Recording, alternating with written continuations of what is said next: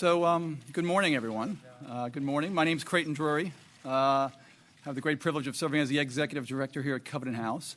Feeling really, really proud, really grateful today for a couple of reasons. Also a little shorter than usual today, I'll tell you. But the pride and the gratitude, one reason, and first of all, is just simply the opportunity to welcome so many people here to this very, very special community. Each day, the many, many heroes who work here help us here at Covenant House to open our arms, really open our arms as wide as possible for as many young people as possible. So many young people who are just real heroes in their own right. I'm reminded in this very room, it was actually right over here a couple weeks ago, I had a conversation with a young woman named Joanna who reminded me of her story. And I won't do justice to it, but let me just share a little bit of what she reminded me about. Creighton, I had been living on the street for 3 years. 3 years. I couldn't live with my family. They had so many issues, couldn't accept the fact that I was a lesbian, and there was just no way I could stay there. And honestly, I was just trying to survive. And when I came to Covenant House, I really just thought I'd stay for a couple nights, I'd rest up, and I'd be on my way.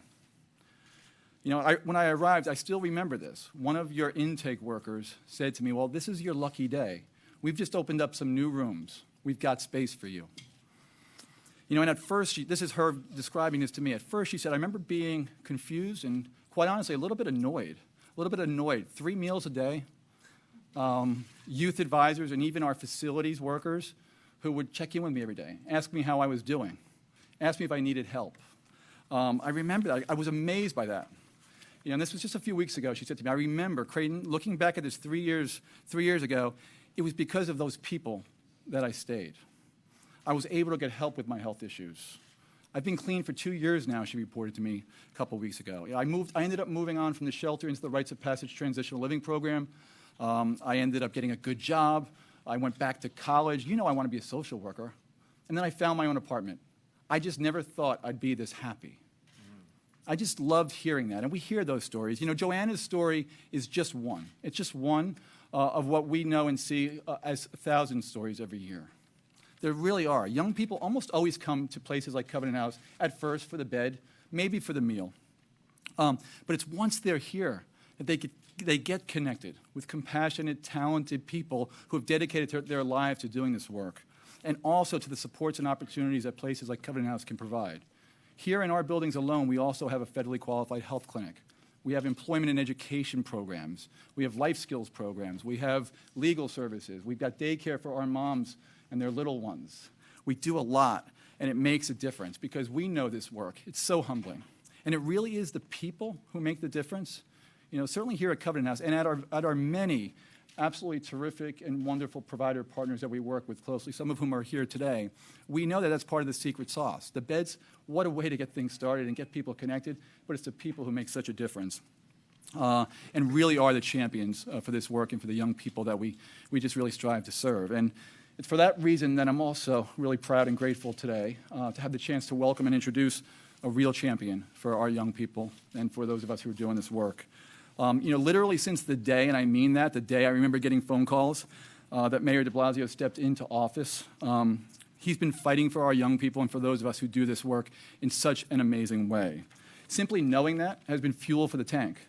For people like me, but all of us who work in this organization and the other many admirable organizations that are doing incredible work. But more than that, it's actually made a real, real difference.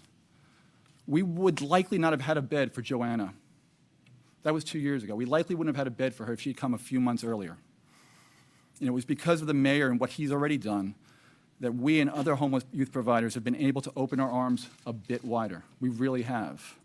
And we've seen a dramatic reduction in the number of young people we've had to unfortunately say, "We're sorry, we don't have room for you tonight." We've been able to begin really reducing that in a real way.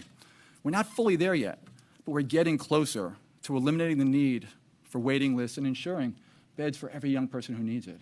And that's why I'm so proud and grateful and optimistic and particularly happy and honored and privileged to introduce Mayor Bill de Blasio. Mayor, thank you for being here. Thank you, Creighton. Thank you very much.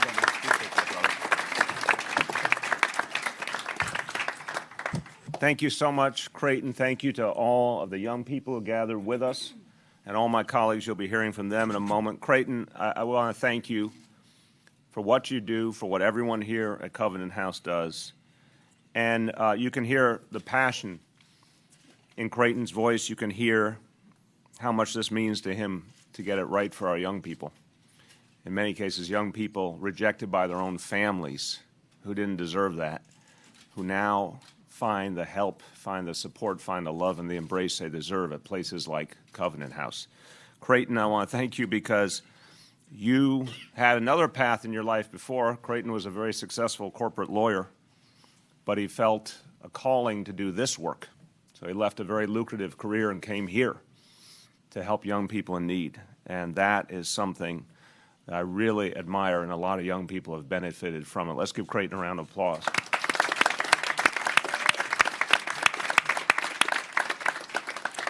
And to all the young people here with us, I want to thank you, and I want to express my admiration, because it's not easy. It's not easy to deal with these challenges. It's not easy when you feel the sting of rejection, when you don't know where to turn to still keep fighting, keep trying to find your way. Sometimes it's not easy to accept help, but part of how people grow, part of how they overcome their challenges is to know to accept a helping hand. All of these young people had to find a way to safety, had to find a way to start on a better path, and they came here and to other organizations and they embraced the chance despite the challenges they had faced. Now, I should tell you, right before I came here, I spent some time with my son Dante, and he asked what I was going to. And I explained to him that we're going to make an announcement about trying to help young people, helping homeless young people, helping runaway young people. And as I explained to him, I realized I had to explain to him why this problem even exists to begin with. And every young person has their own story. But I said in too many cases, it is because of intolerance. It's because their own families rejected them. Maybe it was because the young person was gay. Maybe it was because of their lifestyle or the choices they had made. The fact that any family could turn against their own is something I find humanly unacceptable, because we believe in this city in embracing everyone. So as a father, explaining to my own son, I could not find the words actually to fully explain how any father could reject their son or daughter just because of who they were. But that's what happens. That's what happens. And when our young people end up literally thrown out of the home they have known, a lot of them face a lot of danger. It's not a simple reality. There are a lot of dangers on the streets of this city. Some of these young people could fall prey and have fallen prey to those dangers. So the work of places like Covenant House is not just about turning around lives, it's also about saving lives. Because some of these young folks could end up in lives of crime, could end up being taken advantage of, could end up involved in sex trafficking. There are so many dangers out there, and our job is to catch these young people, to support them, to get them to a better path before those dangers can grab hold. And it should not have to be. I want to be very plain about this. This should not have to be. There should be no young person ever forced into this situation. But until the day where we fix that root problem, it's our job to be there for them. The success of people the success of places, I should say, like Covenant House, has been that they open their doors, they welcome, they embrace, they believe in each of these young people. And as a city, that's something we have to be clear about. We have to believe in our young people. We have to not only say to them, they are our future, we have to treat them like they're our future, which means actually being there for them, actually investing in them, lifting them up. And again, my kids are the very same age as a lot of the young people here. And my children certainly can tell you of challenges they've had and their friends have had. We should not pretend for a moment this isn't something every family sees in one form or another. It's tough growing up in this society. It's tough growing up in this city.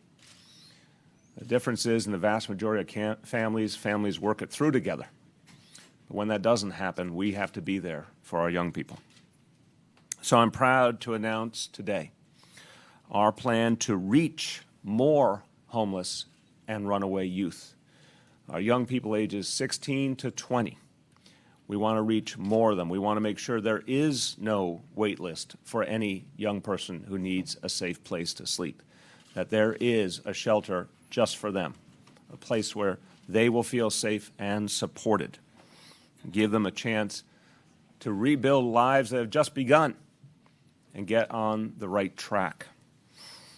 We are going to add additional tools to support our homeless and runaway young people as part of our bigger effort to combat homelessness. We're putting more tools and more resources on the table than ever before in the history of this city. And a lot of people here, and I want to thank them, the folks who run wonderful organizations like this, who provide for our young people, the members of my administration who do this work every day, our elected officials. We are a common front. We are in common cause to address these problems that for so many years went unaddressed. Let me tell you three things that we're working on. First, we're deploying counselors to adult shelters to reach homeless and runaway youth at shelters that are for adults and let them know that there's an option to go to a youth-oriented shelter like this one. Understandably, some young people do not feel comfortable in adult shelters. And when they didn't have an alternative in terms of a youth shelter, they had to choose an adult shelter they may not have felt was right, or the streets, which were obviously dangerous and not right for them either. It was a horrible choice and a dangerous choice. Places like Covenant House provided the right option, but more and more young people have to be accommodated. And by the way, at a place like this, it's not just those 3 meals a day. It's not just the warm bed and the safety. It's also the efforts to help the young people get where they need to go to get a GED, to get training for a job or medical treatment, the things that will really set them on the right path.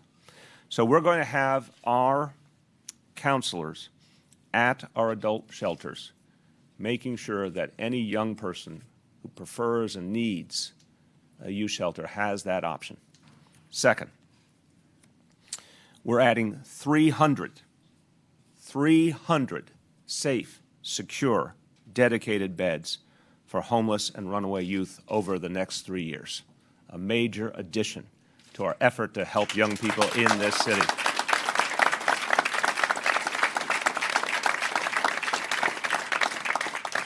As a lot of people in this room know, in the last 2 city budgets, we added extensive new resources for shelter for homeless and runaway youth. We're going to build on that right now. This will be part of the budget announcement coming up in the next couple of weeks. This will bring our total to 750 beds in this city for homeless and runaway youth. We've never had that kind of capacity before. And even though I have said here 300 new beds over the next 3 years, I want to make a pledge right now that we will keep adding beds as quickly as, not only as quickly as possible, but as much as needed. If we need more, we will add more. If we need them more quickly, we will produce them more quickly, because we don't want any young person waiting. Those days have to end in this city. Every one of our young people needs a safe and secure place that they can sleep at night, away from the dangers of our streets.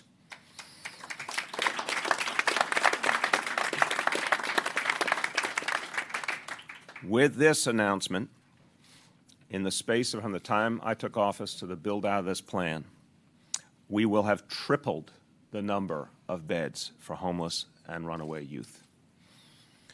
Now, right now, as you heard, we're almost at capacity with the beds we have. But we want that to be a thing of the past. We want young people to get what they need just as quickly as they need it, because we think that's how we show our commitment to them. Third, there's an important reform that we want to achieve, and we want to work with the state of New York on this. Something that will make a big difference for our kids. Under the current state rules, young people are allowed 60 days to stay in a shelter setting. And that often is just less time than they need to get into a better position to take the next step to either transitional housing or another positive step in their lives that'll get them stable. So we're going to work with the state on a much-needed reform, giving our young people a full 3 months, 90 days, that they can stay in a setting like this to help them stabilize. That additional month is going to make a world of difference for young people who are turning their lives around, and we look forward to getting that done. Now, this is a big piece of a bigger challenge. And there's been a lot of discussion in the city over the last weeks, and it's an important discussion. It's a good discussion. What does it mean when people are homeless? Why are people homeless? Why do young people run away? We need to look at these issues more squarely than we ever have in the past. Homelessness has been a problem for decades, but we haven't gone far enough to achieve the solutions. We just haven't. We haven't looked at it in the way we need to. And we haven't looked at the fact that for many people in this city, homelessness is a phenomenon they never thought would happen to them. I was last night in the Bellevue shelter talking to a lot of people, and I want to emphasize this point, a lot of people who are working right now. Right now, they're working. They're bringing home a paycheck, but it's not enough given the cost of living in this city, given the cost of housing in this city. Talk to veterans who have served our country, but our country hasn't served them, and who need housing, which we're committed to getting them. I talked to people who worked as recently as a month or two ago and would give anything for that next job. They're ready to work. They're able to work, but they don't know how to get a job that will pay them enough just to make ends meet. Homelessness today is different than homelessness even just a decade ago. We went through the greatest economic crisis since the Great Depression. We've seen the cost of living skyrocket in a way that I don't think any of us could have imagined. We've certainly seen the cost of housing reach levels in all 5 boroughs that no one could have even imagined 10 or 15 years ago. It's a new reality. We need new tools. We need new approaches. We need to be clear about what it's going to take to address the scourge of homelessness. So we, as I said, have put together a set of tools, a set of approaches that's never been tried before. And I think it's going to make a huge difference. 91,000 people we've reached over the last 2 years with prevention programs to help them from becoming homeless, to stop them from becoming homeless. The best way to address homelessness is to stop it before it even begins. Keeping people in their apartments, giving them the helping hand or the legal services to avoid eviction. 22,000 people who ended up in shelter, we got out of shelter and to housing. 22,000 people. Because the tools we're using now are finally working. The things we used to have in the past that worked, that were taken away, have been replaced by new and better tools, and they're working. We've heard the advocates, the providers who have said for years, the elected officials who have said, if we're going to actually address homelessness, we need supportive housing. We've committed to 15,000 apartments, the most the city has ever committed to, and some of those are coming online right this year. And that's going to make a huge difference, in particularly getting folks off the streets who have been on the streets for too long. We started a Homestat program, the biggest, most comprehensive outreach effort of any city in the history of this country, not just to constantly crisscross the city, engaging homeless folks who are living on the streets, but literally to know each and every one of them by name and to know their personal story, to know what led them to the streets and to know what will lead them back off the streets. And we're going to spare no resource, anything it takes, to find the solution for each person to get them off our streets. That's what Homestead is about.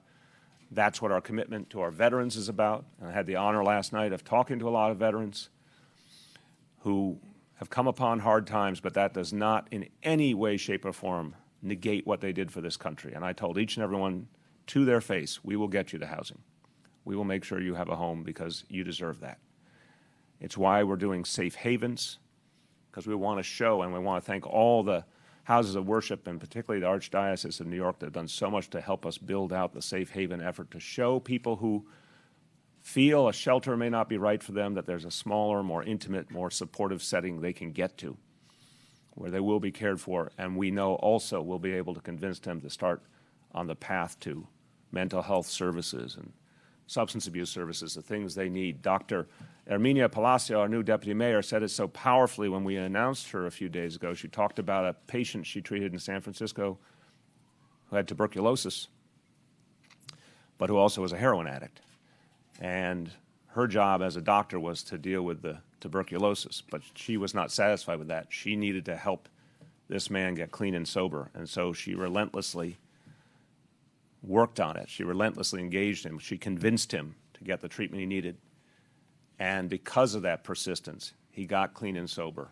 And he's living a good life now. We have to do that for each person who needs it. It doesn't happen overnight. It doesn't happen easily. People have to be engaged, and they have to see our persistence, and we will keep coming back until we find the solution for each person. So we do not accept this status quo. I want to be abundantly clear. The status quo of homelessness, it's been with us for decades. That doesn't make it acceptable. We will change this status quo. The greatest city in the country cannot accept this reality.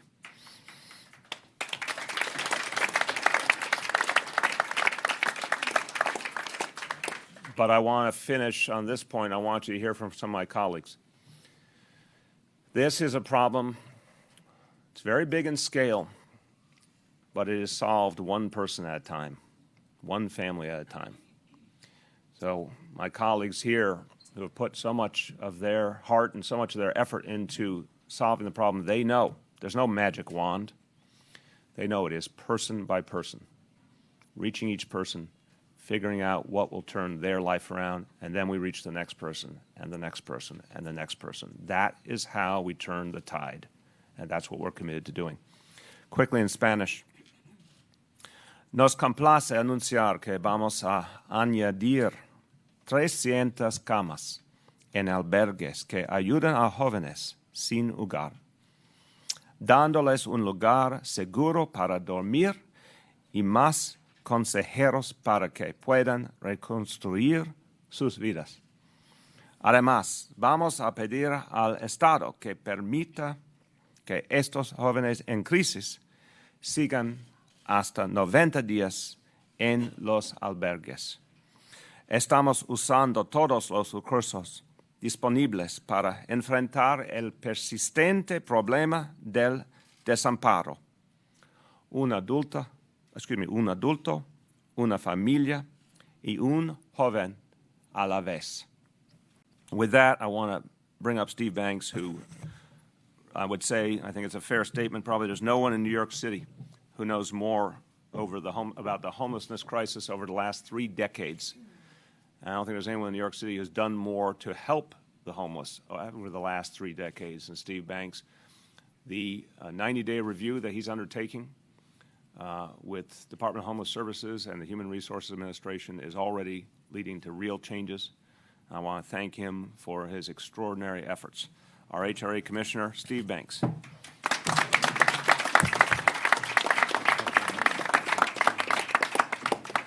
Thank you, Mr. Mayor. Well, when the mayor said we would conduct a 90-day review and begin to take immediate action, you can see that the mayor meant it, and this is one of those immediate actions that is being taken. When I represented homeless young people for many years before I came into government, they had to negotiate an alphabet soup of agencies. And this change today is a change that's been a long time in coming over many, many years, because it really addresses the essence of the clients that we're serving here, young people. And young people are our hope for the future. And by providing additional resources to the Department of Youth and Community Development, we're providing the kinds of specialized shelter circumstances that are really so important for bringing young people in and making sure that those young people who have come into the shelter system are getting the kinds of services that are unique to their particular needs because of their age. We want to make sure that the young people that are in the DHS shelter system are connected to the resources in the youth services shelters and to provide the kinds of support and assistance that they need to move forward with their lives. And I think the mayor's description of his visit last night to Bellevue and today's announcement really illustrates the kinds of changes that we are making, which is that this is not a one-size-fits-all problem. The working people who had lost their jobs and needed apartments and were in their 40s and 50s need one kind of approach. And the young people who are getting the services that are going to be rolled out as a result of this initiative need another kind of approach. Domestic violence survivors need a different approach.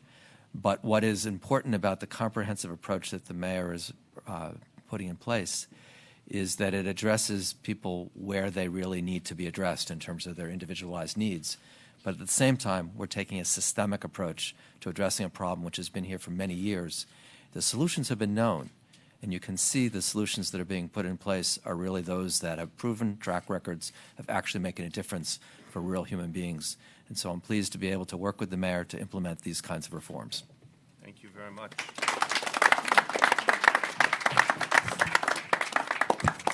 Well, the great work of our youth shelters is led by our Department for Youth and Community Development. I want to thank Commissioner Bill Chong and his entire team because this is such powerful and important work, and it's making such a big difference in the lives of our young people. I'd like you all to hear from Bill Chong.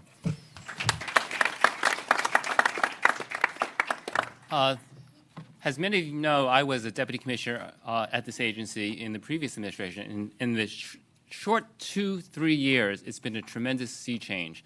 Many of the providers can tell you that the runaway and homeless youth programs were on life support.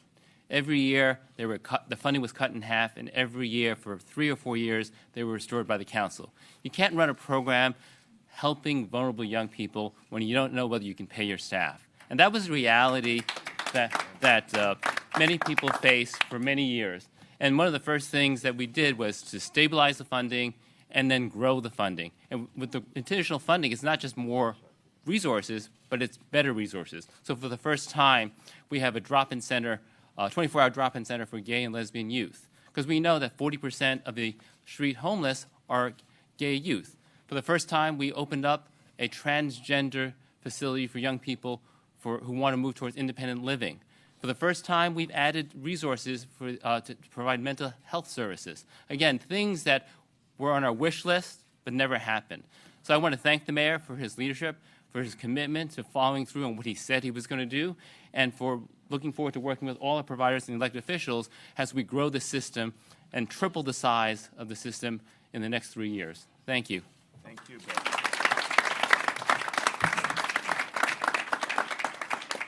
We've had tremendous support in this process from our elected officials. And when I say support, I mean both their voting and they're using their abilities to get us resources and to help us do the work, but also to the credit of all the elected officials here.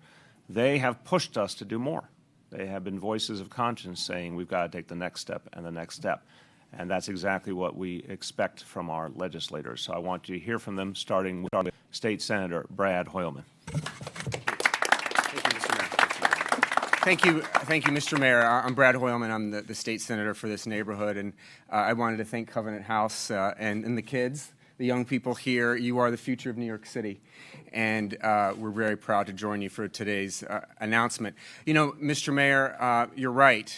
This is an issue that cries out for help, and I'm so pleased that you are taking firm, concrete steps to address it. As Commissioner Chong said, 40% of homeless kids on the street are LGBTQ, and they're often pushed out of their homes because their family doesn't want them. Well, New York City does want them. Amen. And we are here to tell the world that we welcome them and that we will provide them a safe place to sleep. It is unconscionable that oftentimes a kid will come to a shelter, he will knock on the door and be turned away because there are no beds available.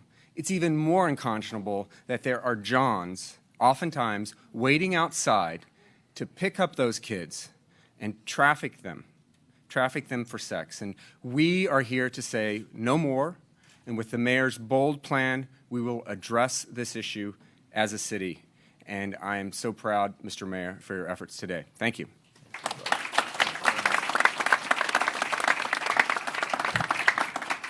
Very strong voice in this effort for years to make sure that we provide what's needed, and he's been a strong voice on so many other issues, social services and health, especially as chair of the Health Committee in the Assembly.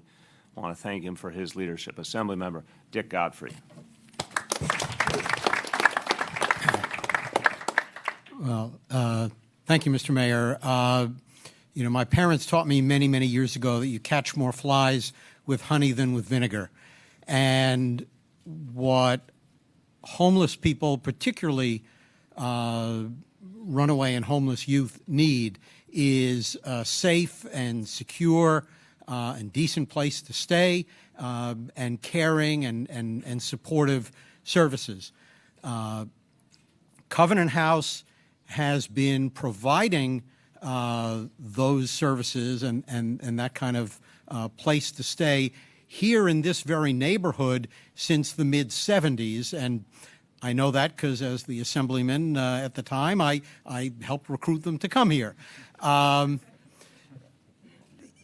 It is terrific that the city, thanks to Mayor de Blasio, is strengthening its partnership with Covenant House and similar programs around the city. And, you know, we are all, Senator Hoylman and I and others in the legislature, going to be working in Albany this year to get every penny we can in increased support from Albany for what the city is doing for homeless people and particularly homeless youth here in New York. Thank you very much. Our colleagues in the City Council have worked with us very closely. This has been a passionate effort by the Council to achieve these changes for our young people. I want you to first hear from the Chair of the General Welfare Committee in the City Council, Steve Levin.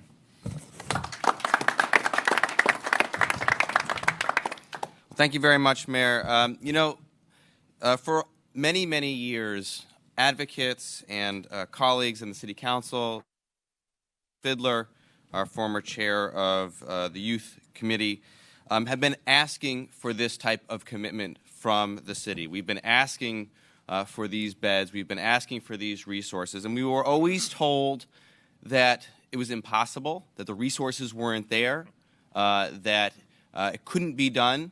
And, you know, today's proof positive that where there's a will, there's a way. And I was just thinking about it. You know, this is the third big announcement by this administration around confronting the homelessness challenges that we have in New York City of the year so far. And we're just in the first week of January. This is the third big announcement. That's adding to the announcement last month around Homestead and the announcement before about supportive housing beds. Both of those were historic announcements in their own right. So, you know, the fact of the matter is that this administration is showing that when you have proven ideas and proven leadership and will, you can make incredible and important things happen. So I want to commend them. And to the young people that are here today and to the young people that are out there in New York City facing incredible challenges and facing seemingly insurmountable obstacles, you know, today's announcement shows that the City of New York welcomes you with open arms. Thank you. Amen.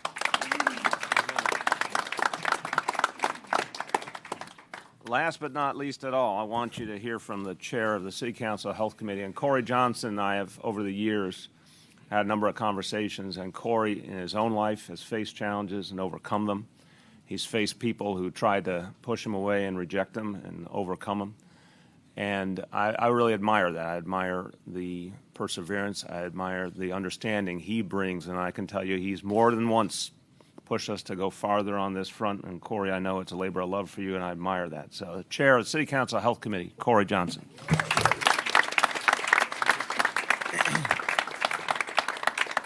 Today is a big day and a day that so many of us have been waiting to see for so long. And I think the mayor was actually a little bit too humble in his opening remarks. You know, his first year in office, his first budget, his first preliminary budget, which was a month and a half into him being sworn into office, one of the very first top-line things he did with an announcement to the press, and it didn't get much fanfare at the time, was he announced 100 additional beds at that very moment, less than 60 days in office. The following year, last year, he announced an additional 100 beds for runaway homeless youth, and he took those beds and he focused them on LGBT youth, and he did particular focus on transgender youth who have a very difficult time. And then this announcement today, 300 additional beds, is, as State Senator Hoylman said, and as Assemblymember Gottfried said, and my dear friend and colleague Chair Levin said, is so needed because for so many years, and the mayor experienced this when he was chair of the General Welfare Committee in the City Council, the budget dance would happen. Previous administration would cut beds and have the council restore, and we'd never make real progress, as Commissioner Chong said. So this announcement today is really a game changer in many ways. I think it's important to say that last June we had an amazing Supreme Court decision making sure that marriage was the law of the land throughout New York City. But that decision scared me in some ways. And what scared me about that decision was I don't want anyone to think in New York City or across the country that the battle is over. The battle is not over. And one of the biggest issues that we face in New York City and that we face nationally is parental rejection of young people because of their sexual orientation or gender identity. It is still an epidemic. It is still a crisis, primarily in deeply religious households. And so ensuring that when a young person is tragically, sickly rejected by their family when they're 14, 15, 16 years old, and they end up out on the streets or in the subway system, not having food, not having clothes, not having a bed to sleep in, we need a place for them to turn to. This is our moral obligation, and we have failed for too long. And this administration is stepping up to the plate. And I am so glad that there are so many cameras here today and that the press is here, because this is a real issue.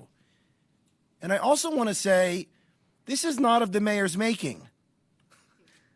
This has been going on for a long time. And the homeless crisis is not of the mayor's making.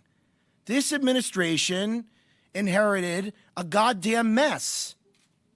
And they have spent every day trying to put programs in place to prevent homelessness. You heard the numbers. 22,000 people placed into permanent, affordable, supportive housing in some way. Tens of thousands of people prevented from being homeless. This administration has stepped up. I mean, I think the mayor said it. Maybe there have been problems around acknowledging some of the issues at certain points, but he has put his money where his mouth is and put up programs and has really good leadership in taking this on. So this is a continuation of what we've seen from this administration, and these intractable, endemic problems that have festered for years will not be solved overnight. Give us a chance. Give the administration a chance to actually execute them, and you will see more numbers like 22,000 people being placed into permanent housing. You will see that amongst runaway homeless youth as well with these new beds. We have to live up to our commitment to young people in New York City. It breaks my heart, and I think everyone's heart here, that young people are thrown out of their homes because of who they are. I am tremendously lucky that my family, when I came out to them when I was 16 years old, said, Corey, we love you unconditionally. Every young person deserves that response. Thank you, Mr. Mayor.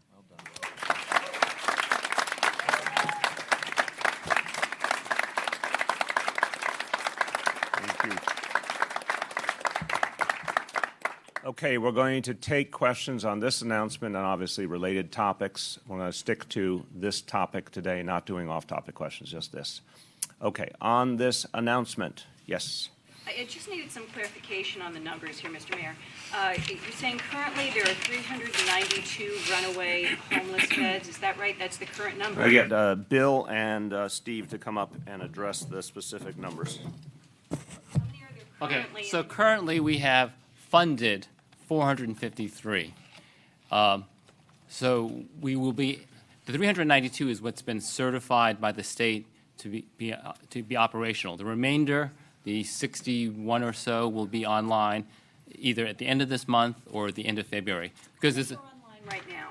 392. So you have 392 beds right now Right. that people can, And okay. 61 more on the way to get us to the 453. And then the 300 additional ones that you're talking, that's on top of Yes. this? Correct.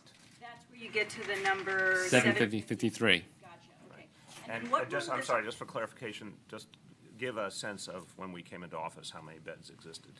We had 200 less, basically. So instead of 453, we had 253.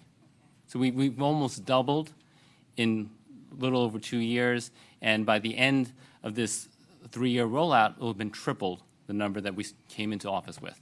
And then what role does Covenant House play in the 300 additional beds? Are those all going to be here? No, we traditionally do solicitation, a request for proposal for funding, and community groups, Covenant House being one of them, but many other nonprofit organizations bid for this, and then we have facilities literally around the city, I think pretty much every borough.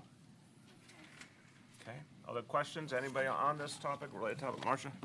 Mr. Mayor, as Steve Levin said, this is the third major announcement you've done this week.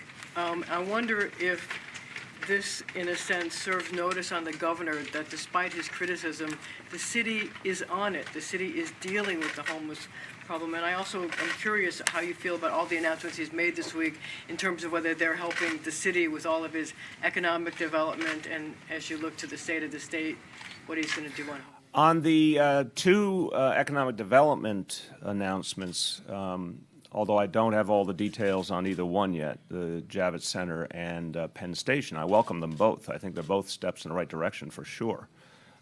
We are very, very happy with the overall success we've had with tourism. Last count we had was 56 million tourists, all-time record came to New York City. I guess that was for 2014. We're waiting for the 2015 numbers. It absolutely is necessary to keep expanding our conference capacity. So I think the governor's right to do it. Again, I don't know all the details of the proposal, but the broad idea is absolutely right. Penn Station is right now about double the capacity it's supposed to be handling in terms of passengers. And I want to remind everyone, we're in a city right now, largest population we've ever had. This kind of stuff that actually doesn't get talked about a lot and should. We have the largest population we have ever had in the history of New York City, almost 8.5 million people. We will be at 9 million people in the next couple of decades, without question. We have the most jobs ever in the history of New York City, 4.2 million jobs. We are going to expand that greatly. All of that requires more ability of people to get around and for people who come out of the city, come work here, to get here. Penn Station right now, absolutely maxed out, needs more capacity. So I think the governor's right to focus on that, and I'm very hopeful about that plan. To your previous question, look, we have said very clearly that we're going to take the homelessness crisis on just head on every day. Yes, it is a crisis that's been here for a long time, but that doesn't make it acceptable. I don't accept the status quo. So we announced the big pieces like the supportive housing effort, the homestead effort, and now a number of specific additions, the shelter repair squad enhancements, what we're doing here with the homeless and runaway youth. We're going to keep coming up with every tool that we can to fight the problem. Now, we need help from the state of New York. There's no two ways about it. And supportive housing would be a great way to begin. Because a lot of times people legitimately say, you know, show me the money, show me the commitment. And that's why we said, we're not only going to show you the money, we're going to show you more than you've ever seen before. With 15,000 apartments, supportive housing, we're anteing up. We need help from the state as well.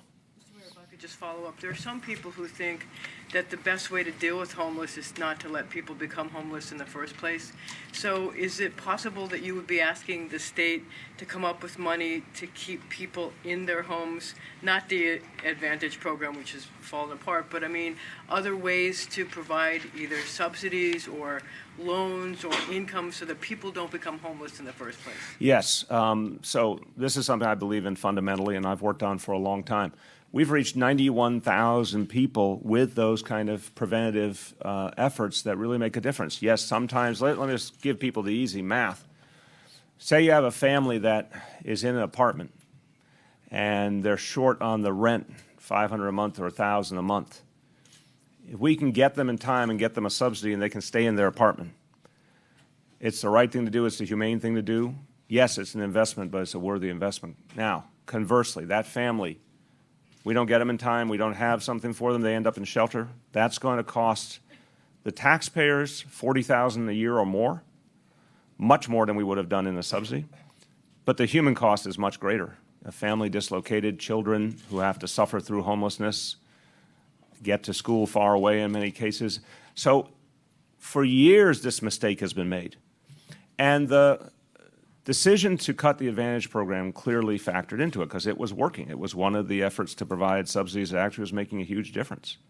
And if you look at the numbers, I showed them to you guys at the last budget briefing last year, I believe. The day the Advantage program was cut, there was about 37,000 people in shelter. By the end of the previous administration, 2.5 years later, there was over 50,000 people in shelter. The overall economic reality factored into that, of course, the cost of housing, of course. But the city actually had a tool that was working, the state had a tool that was working, and together they decided to do away with it. I think that was a mistake. So we have painstakingly recreated. We haven't called it Advantage. We've added new features. But what we basically did was took a lot of the same ideas and create a whole new reality, Link and other efforts, to achieve the same things. They're finally working. 22,000 people out of shelter and into housing. And the number of people in shelter now stabilizing because these programs are working and we're able to reach more and more people. So yes, that's absolutely something the state should invest in. By the way, the federal government, I usually say the federal government is absent. On this one, I have to say the federal government, because of President Obama's leadership on the veterans issues, we have, every time I've turned to the federal government and said we need more housing vouchers for veterans, they've said yes. So the federal government's been stepping up. We need that across the board, all three levels of government, if we're going to break the back of this problem. Yes? The city's homelessness census is approximately 60,000. What are your... Well, right now, I want to be careful about that. I'm going to be very, very careful every step along the way. We're 58,000 in DHS, and you can give the exact figure, 58,000 plus, 3,000 to 4,000 people on the street by the last HOPE count, which is the federally authorized national count, same in every city. We're now going to have much more regular updating of the street homeless numbers because of Homestat, because we're going to literally every day be able to do a census and do regular reporting on that. So I just want to be careful about getting the numbers exactly right. Go ahead. Approximately, give or take, 60,000. What are your internal goals for homelessness reduction? So again, when we have that to announce, we certainly will. But the point is this. We're doing the 90-day review of the operations of Department of Homeless Services and how it interrelates with the Human Resources Administration. We've put all these tools on the table. We now have to go out there and apply them, and from that experience decide what we think can actually be achieved. And then we can tell you, we're never shied away from numerical goals. 200,000 units of affordable housing and 68,000 kids in pre-K and many other examples. But on this one, when we set a goal, it's going to be one that we are convinced we can achieve, and that's going to be based on seeing these tools that have never been used in this way before, actually getting some experience with them so we can be accurate in our projections. And just to quickly follow Please. up on the 90-day review, Yeah. what role has Gilbert Taylor played in that? He has been a part of it, obviously. We want his input and advice. Gil Taylor played a major role in getting those 22,000 people out of shelter. And now Herminia Blasio will play an important role as well. Can you give a sense of what the population of the homeless who are falling into this 16 to 21 age bracket and are runaway youth are exactly? What is the number of people that we're talking about on this issue? Hold on 1 second. There you go. I mean, currently in our DHS shelters, we've got approximately 66 young people, 18, 19, or 20. We want to make sure that they have options to move into a youth-oriented shelter instead. And then, of course, there's the relationship to our stepped-up efforts on the street. So we want to be careful. We want to be as effective as we can in bringing people in and having the resources when people do come in. So the plan of rolling out these additional beds is a combination of addressing young people that are already in our DHS shelters and also projecting what we can do to try to bring more people in off the streets. But do you have sense within the people living on the street of how many fit into this category? I mean, it's one of the reasons why homestead is so important. So much of these things have been speculation over the years. Just because it's speculation doesn't mean it's not a real problem. But the homestead initiative is going to give us, when it's fully rolled out, a much more granular understanding, and will allow us to do exactly what the mayor wants us to do, which is to go case by case. This is a systemic change, but ultimately it's really focused on trying to make it sure that on a case-by-case basis, young people get what they need.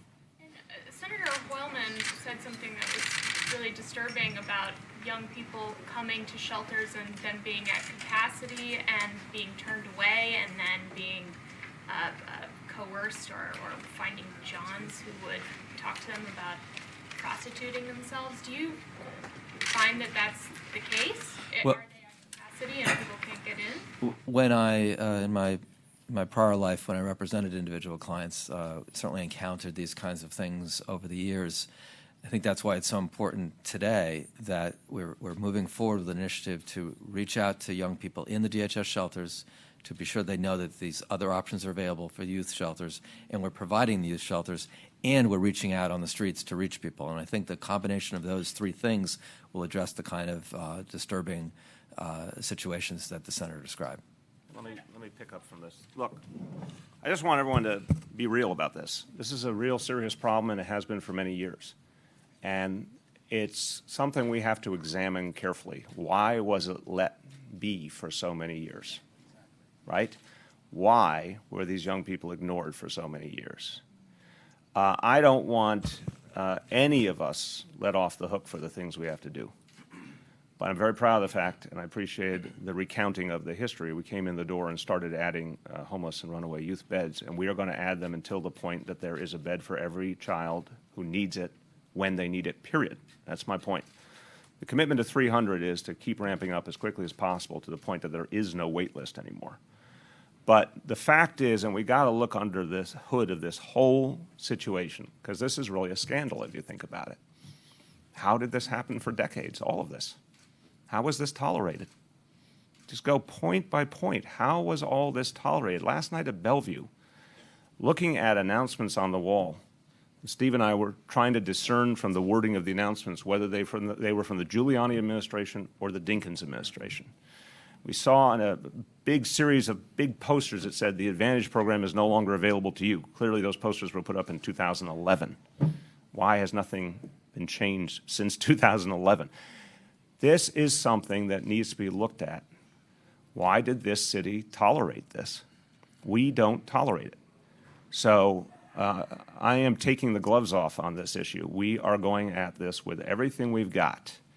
And everyone who's been a part of city life and everyone who's been a part of government and public service, all of us have to bear responsibility not just for this year, but for decades before. But in this time, we will turn the tide because we're throwing everything we got at it, and we're absolutely focused. I think, honestly, a mayor should be held accountable, and I feel there's a blunt, very, very clear parallel to the reality on Rikers Island, to the reality with our public housing developments, to the reality in our schools. Why was any of this tolerated? We're not tolerating it. Why was it tolerated? Look, I think for a long, long time in our society, the needs of poor people have been ignored. I think a lot of people's problems were swept under the rug. And I think in the crass political world, these were people who, quote unquote, didn't vote, and therefore they didn't matter to some people. I think that's sick, but I think that's real. So, as I said, if we had 37,000 people in shelter in the middle of 2011 and it grew to over 50,000 in 2.5 years, where was the outrage? Where was the outrage? Where were the protests? Where were the front page exposés?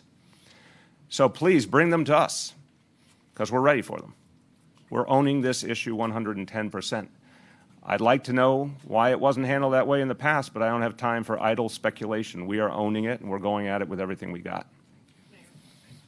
I hear a voice. Yes. Behind the cameras. Back in May, you announced that you would begin assigning letter grades to homeless shelters, much in the way restaurants get them, showing the conditions within the shelters. And you said to expect them by the end of that month. Yeah. They're still not up yet. I guess only a fraction, maybe something like 23 out of 700 shelters have those letter grades.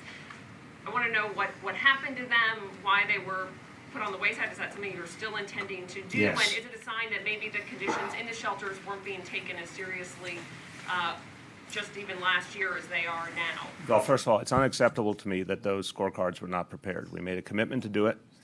And in 2016, the people who are part of my administration will feel the lash, because if we make a commitment, we're keeping it. Anyone who doesn't keep it is going to have a problem with me. And I will happily change people's roles if I have to do that. But the bottom line is, we said that we needed a scorecard, and there will be scorecards. They will now obviously be wrapped into the 45-day inspection effort. We're going through every single shelter, top to bottom, to assess the situation. As you heard the other day, we're adding to the shelter repair squad. We're intensifying the response time to 24 hours for any complaint, including from shelter residents. And there'll be a hotline that didn't exist in the past. We're bringing in the Coalition for the Homeless to monitor independently.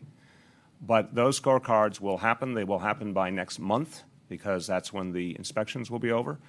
If they don't happen, a lot of people are going to be in trouble. And I think we cannot be fearful of accountability. Now, go through those buildings like I did with Bellevue last night and ask when was the last time they had a paint job, and when was the last time any city, state, or federal agency invested in them. And again, I'm going to be really clear and blunt in 2016. We have to be responsible for everything that's happened in the last 2 years. And everyone else who was there before us should be responsible for everything that happened on their watches, and we should all take responsibility together. But there's no question a lot of these facilities did not get the investment they deserved for years and years. In our time, we have to fix it, and the scorecards are one of the ways we will hold ourselves accountable. Yes. Mr. Mayor, do you think there's a bit of risk in taking on a problem this large and this that has been intractable, quote unquote, for so many years? I mean, do you feel like you're kind of walking a very fine line here? Or? I think I've put that behind me. First of all, it's morally necessary. It's my job. It's what we came here to do. Second of all, there's no difference here between this problem and the one at Rikers. What's happening at Rikers Island is unacceptable. It's been unacceptable for years. And I don't know how that got tolerated for years and years. Again, I do think with the case of Rikers Island, there has been, and I'm not trying to make this about just any one group of us. There's the media, there's city government, state government, federal government. There's a lot of players in all of this. Media's done some great work on Rikers Island the last couple of years. But I think there was 5 or 10 years before that where the story got missed. And I think the same for all of us in public life. I didn't. I told people very bluntly when I came into office, it was like peeling back the onion, finding out how bad Rikers Island was. I had no idea it was that bad. But I have to own it, and I'm not scared to own it. We have to, we always say about our first responders, they walk towards danger. We, in public life, have to walk towards danger too. So we're owning Rikers Island. We're owning the Housing Authority, whose finances are an absolute and total mess. And that's also decades in the making. We're owning the Department of Education, which we're very proud of the changes we're making, but we're not even close to satisfied because too many of our kids are not getting the education they deserve, and we have to fix that. This is the same exact reality. This was unacceptable years ago. Somehow, as a society, we didn't come to that conclusion. We didn't have the will. If it had been an issue where the people demanded change and anyone who didn't provide change would be voted out of office, maybe changes would have happened earlier. If it had been front page news every day, maybe changes would have happened earlier. If all of us had figured out what needed to be done and had forced the hand of all the rest of the people in government, maybe it would have happened earlier. But here we are today, and so on all of these fronts, bring the pain. It's like just let's go. Let's take them on. We are blessed to have a lot of great colleagues in elective life who want to solve these problems. We're blessed for this period of time to have some resources. That won't last forever, but we have them now. We're going to use them. But I'm perfectly comfortable being held accountable for all of it. Mr. Mayor, Will you be helping the homeless man who gave you his resume last Say again? Will you be helping the homeless man who gave you his resume last Yes. Okay. Yes, I'm going to. What will you do? I know a couple of folks in the construction world who I think would be happy to help a young man who just wants a job. He has a lot of experience. He was incredibly earnest. I mean, it was actually very moving. Kind of came around a corner in a hallway, and he came up to me with this resume in hand. By the way, that resume, maybe he did it himself, but I suspect some people in these wonderful nonprofits helped him to create it. It was a great resume. But he said, I just want a job. I just want a chance. I just want one chance to prove myself. It was totally heartfelt. We're going to get him that chance. Yeah.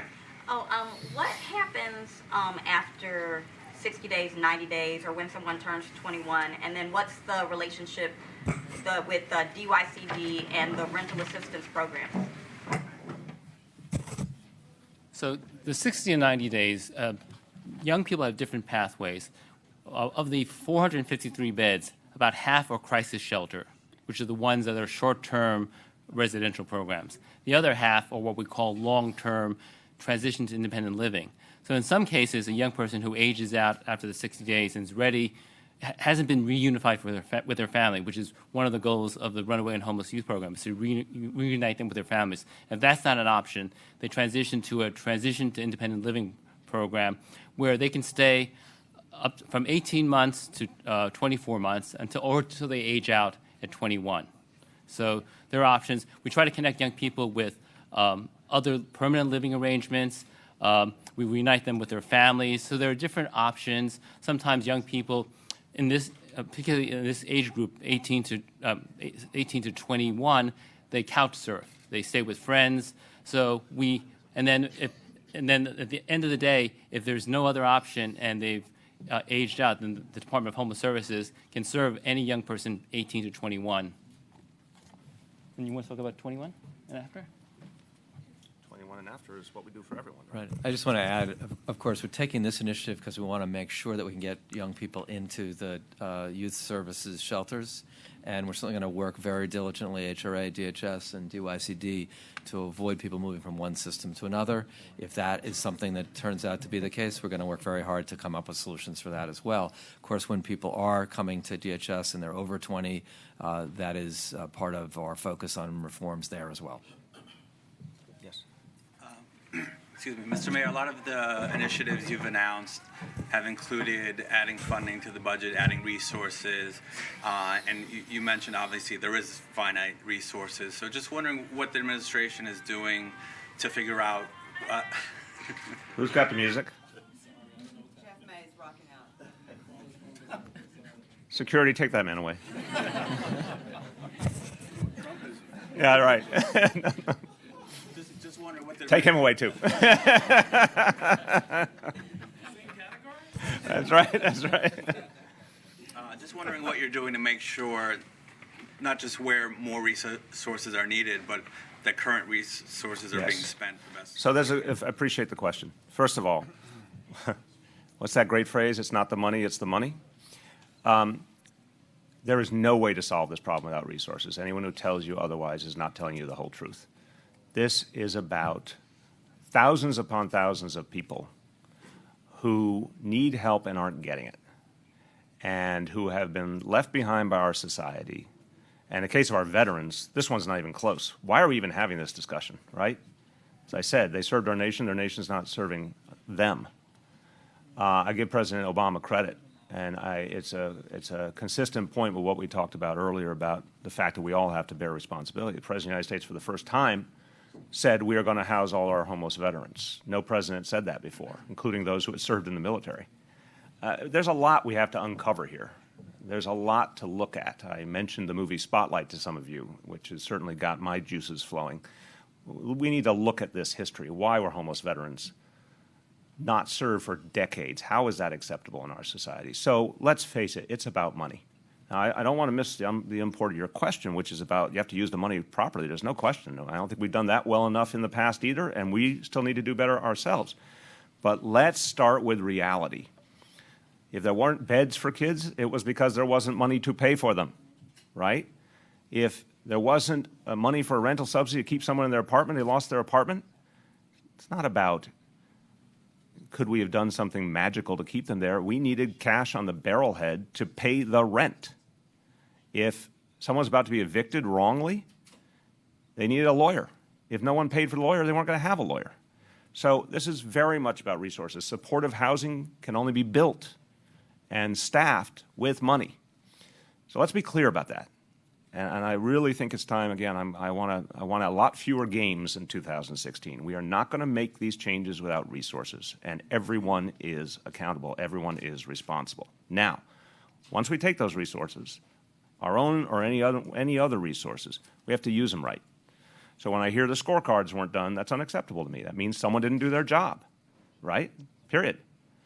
Last night at Bellevue, I saw people who had done their job because I saw veterans who were on their way to their permanent housing. But I also saw others who had not been served right. And I know Steve feels as I do. We're going to create one standard where people get service and they get it when they need it.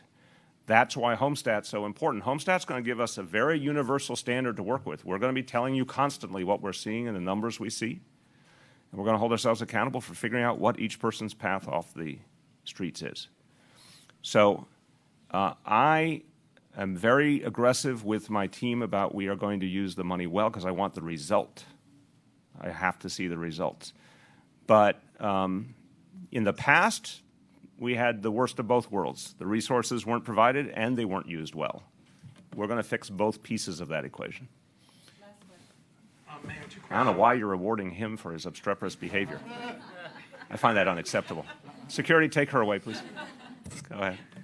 Just two questions. One, your approach to homelessness has been to try to stop it before it starts. Is there any effort to do that with these young people, especially when a lot of them are dealing with issues of being gay, transgender, discriminated against their families?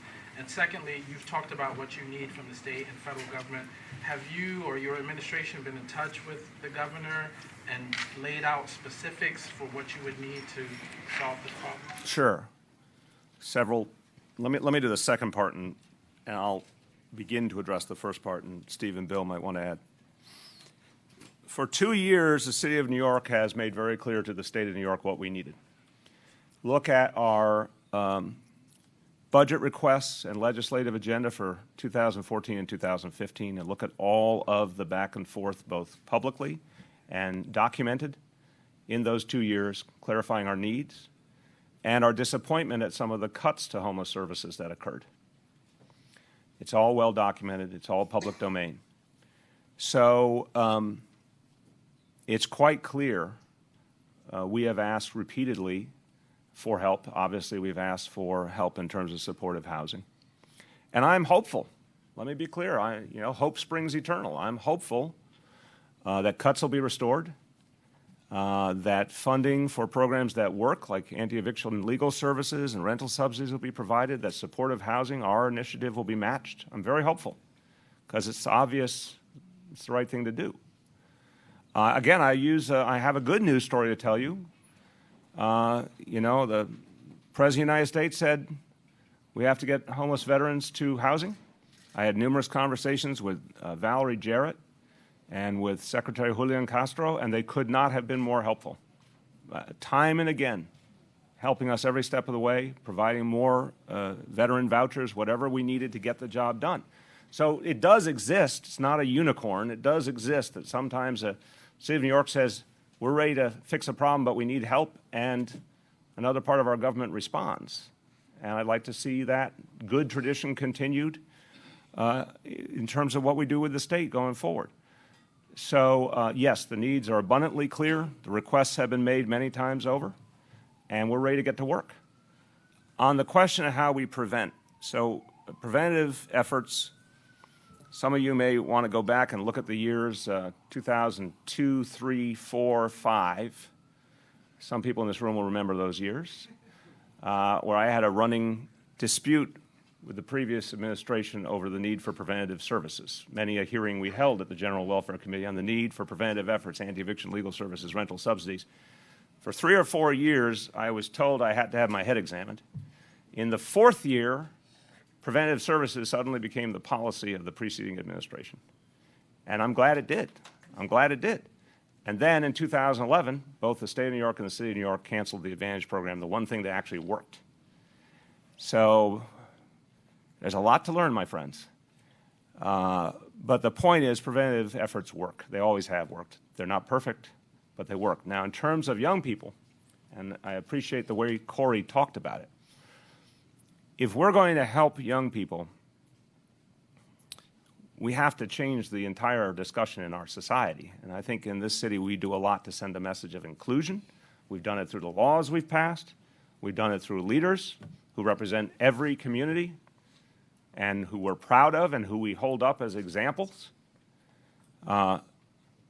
We do a lot to try and educate people about tolerance and understanding, but we cannot reach into the household dynamics of every family, obviously. So sadly, too many times we're going to have to catch the situation when the problem occurs and do our best to then at least get the young person to safety. You guys want to add? One of the things that we've done, maybe without a lot of fanfare, is that we've really worked aggressively in all the programs we fund, our after-school programs and employment programs, to create welcoming environments for young people who are gay or have not come out. Because we want to create that support system so that whether it's in a community setting, whether it's a job program, that young people can be engaged and come out about their gender, their sexual orientation. On the runaway homeless youth side, one of the goals of the runaway and homeless state law is to work towards family reunification. So a lot of times the programs offer mediation, counseling to see whether there can be a reuniting of the family with either the immediate family member or with another family member who can provide a safe and supportive environment for that young person. So it's a multi-faceted approach. It's not easy, but I think we have to change the culture that young people who are coming out are facing. Amen. And I would urge all of you, I don't want to speak for young people here, but if afterwards they want to talk to some of the media about the story, your choice. But a lot of young people have really done, I think, incredibly admirable work at overcoming that rejection that they felt from their own families and getting on a positive track in their own lives. Okay, last call. That was last? Okay, you always have a constructive question. Go ahead. Well, it's not directly related. Just wondering if you're planning to play the Powerball lottery. I would only play it if the proceeds could go to the city of New York. Thank you, everyone.